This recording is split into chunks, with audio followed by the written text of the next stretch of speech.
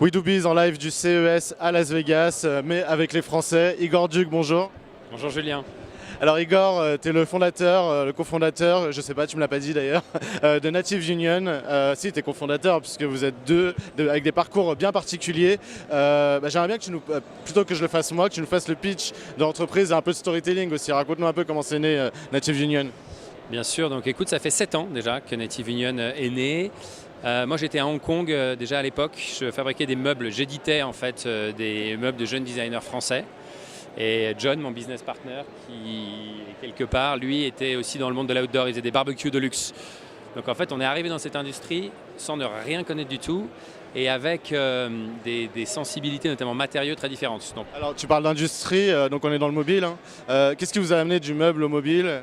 On est vraiment en fait plus que dans le mobile, dans la tech, dans l'accessoire tech. Donc que ce soit du mobile au laptop, un peu au desktop aussi. Moi j'ai toujours été un peu naturellement passionné par ça, même si je travaille dans une autre industrie.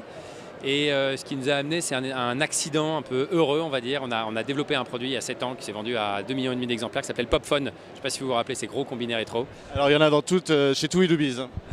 Voilà, c'était nous. Depuis, le PopPhone, c'était super, c'était un produit qui a cartonné, mais c'était un produit, c'est pas une marque, il n'y avait pas vraiment de valeur, on n'avait pas vraiment mis les fondations de ce qu'on voulait faire. Donc depuis, on a évolué, ce qui est normal, et aujourd'hui, on est revenu un peu à nos sources, donc on est vraiment la marque un peu, la marque design dans cette catégorie de tech accessories. On travaille beaucoup des matériaux qui sont très peu utilisés ou pas du tout utilisés. Alors c'est ça la particularité de Native Union, c'est des produits pour protéger donc, la mobilité, mais avec des matériaux nobles.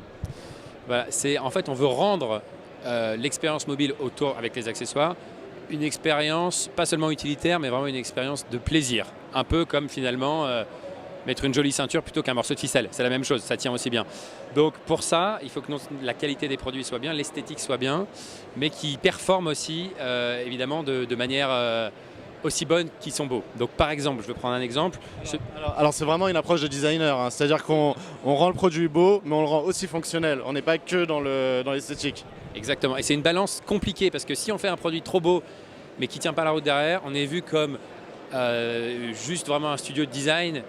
Et aujourd'hui, si on est dans les Apple Store vendus, c'est que nos produits performent aussi bien, on va dire, à l'intérieur qu'ils sont beaux à l'extérieur.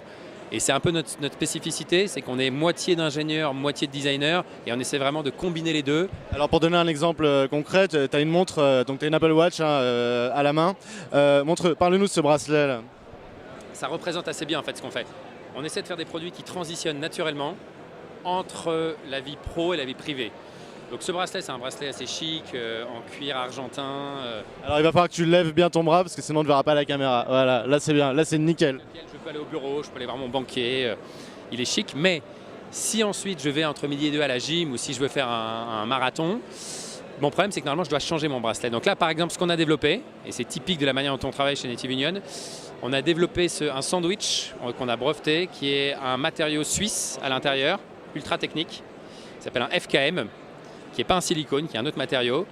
Et on l'a assemblé avec le cuir, avec un procédé particulier qu'on a déposé, ce qui me permet d'avoir le meilleur des deux mondes, encore une fois. Il est superbe à l'extérieur, très esthétique, et je peux aller voir mon banquier, et je peux aller ensuite passer 2 heures dans la salle de gym sans avoir à changer de bracelet. Et tous les produits un peu qu'on fait mélangent ces deux aspects de nos vies de manière très naturelle. C'est, on va dire, la spécificité qu'on essaie d'apporter sur chaque produit. Alors, vous avez 7 ans. Tu as dit tout à l'heure que vous étiez distribué par Apple dans tous les Apple Store. Donc ça veut dire que vous avez une croissance assez remarquable et que vous avez réussi surtout à vous implanter sur le marché, qui est un marché B2C qui est toujours compliqué. Quelles ont été les clés de la réussite de Native Union en dehors de ce produit phare qui a créé le buzz? Ouais. En fait, c'était vraiment après le produit phare. Le produit phare, il nous a aidé à créer une équipe et à être un peu connu. Mais je pense que la seule clé vraiment, c'est l'innovation. Et l'innovation, nous, on est low-tech en fait. On est dans un salon hyper high-tech. Ici, on parle que des IoT, des connected home, etc. Nous, on est low-tech mais très innovant. Par exemple, quand on a créé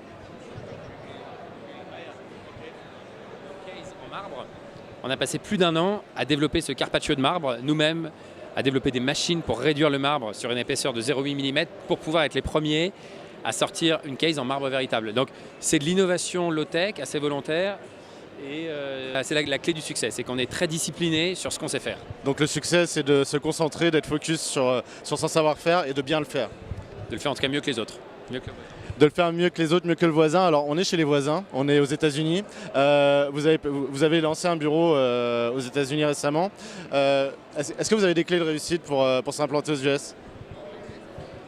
Je dirais que la clé pour vendre aux US, c'est de s'implanter aux US, plutôt. Et c'est vrai qu'on l'a fait pendant quasiment 6 ans de Hong Kong et on se demande même comment on a réussi. Et on était beaucoup moins efficace en étant loin du client, surtout que c'est un client différent. Donc on a ouvert un bureau à Los Angeles et on voit qu'on est en train de transformer le business en étant des locaux maintenant aussi. Le fait d'être une marque, de s'enraciner un peu localement, transforme la manière dont les gens vous voient aussi. Donc voilà, il faut venir à un moment. Merci Igor, il faut faire le pas. Merci pour ton témoignage. Donc je le rappelle, tu es le cofondateur de Native Union, des accessoires qualitatifs, mais aussi qu'on peut utiliser de manière fonctionnelle pour protéger sa mobilité. Merci beaucoup. Merci Julien.